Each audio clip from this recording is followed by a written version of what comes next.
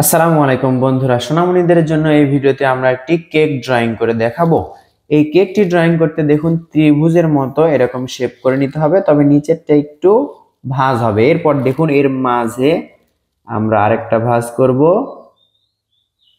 এই তো, তাহলে দুইটা ভাঁজ হলো। এখন উপরে আরেকটা ভাঁজ হবে, তাহলে কয়টা ভাঁজ হলো? তিনটা ভাঁজ হলো। আর হচ্ছে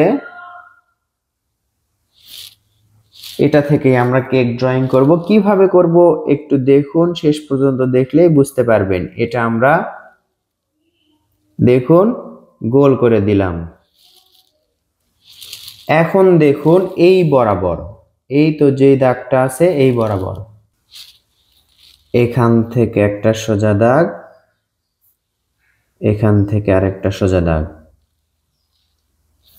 এরপর আবার দেখুন এইটা কত দূর পর্যন্ত, এই দুইটা দাগ, এই তো এই বরাবর। তাহলে এখান থেকে একটা সোজা দাগ, এখান থেকে একটা সোজা দাগ। এরপর কি করতে হবে? এখান থেকে দেখুন এইভাবে এটার সাথে লেগে দিতে হবে, আবার এটার থেকে এটার সাথে লেগে দিতে হবে, আবার দেখুন এটা এটার সাথে লেগে দিতে হবে, এটা এটার সাথে লেগে দিতে হবে। এবার কি করতে হবে? এটা দেখুন এইভাবে ভাঁজ করে দিতে হবে, একই রকম করে এটাও ভাঁজ করে দিতে হবে। আবার কি করব? এটা দেখুন নিচের দিকে সোজা দাগ, এটাও আবার সোজা দাগ। এখন কি করতে হবে? এটাও ভাঁজ করে এটার সাথে লেগে দিতে হবে। এবার কেকের ওপর সামান্য ডিজাইন করলে কেকটা আরো সুন্দর লাগবে। দেখুন এই তো, এইভাবে করে আমরা এই তো ডিজাইন করব। একই রকম করে আমরা এটাতেও ডিজাইন করব। দেখুন এইটা করা কিন্তু অনেক সহজ, একেবারেই সহজ।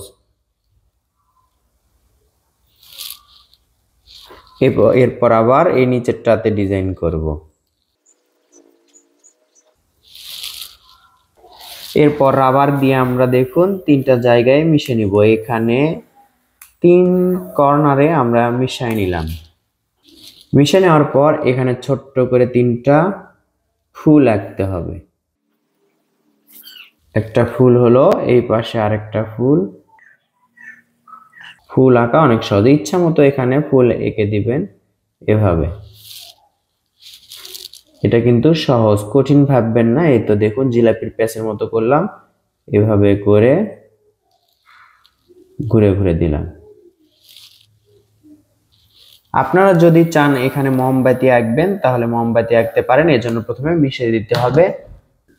এরপর এখানে তিনটা মোমবাতি আঁকা যায়, একটা, দুইটা, তিনটা। তিনটা মোমবাতি এঁকে দেখুন এইভাবে মোমবাতিতে আগুন জ্বলছে এমনটা দেখাতে হবে। তো বন্ধুরা আঁকা হয়ে গেল কেক। এবার এটাতে রং করলে দেখতে এরকম হবে। রং করার পর আগের থেকে দেখতে কিন্তু আরো সুন্দর লাগছে। তো বন্ধুরা কৌশলে আঁকুন, আপনার ড্রয়িংকে আরো সুন্দর এবং সহজ করুন। ড্রয়িংটি কাউকে শেখাতে চাইলে তার কাছে শেয়ার করে রাখুন। ধন্যবাদ সবাইকে। আসসালামু আলাইকুম।